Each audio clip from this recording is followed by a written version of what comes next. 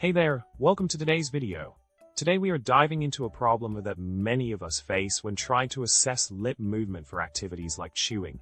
The issue arises when using facial landmarks to track the movement of the lips while the mouth is closed.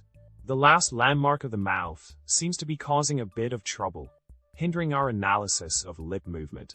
Let's delve into how we can tackle this problem together. Now, let's focus on the solution to our lip movement assessment problem.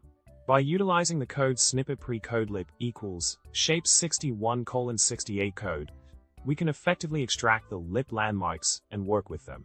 Remember, the slice excludes the end element, so we obtain landmarks 61 to 67.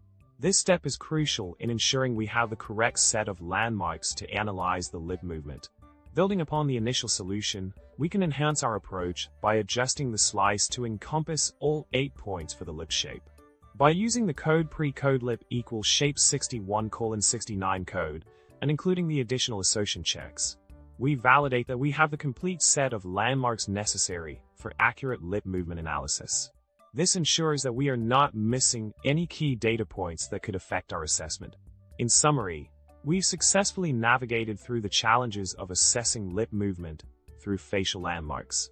By understanding the intricacies of slicing in Python and ensuring we have the correct range of landmarks, we've overcome the obstacles in our way. I hope you found this video helpful and informative. Don't forget to like, subscribe, and leave a comment below. Remember, keep smiling and keep coding.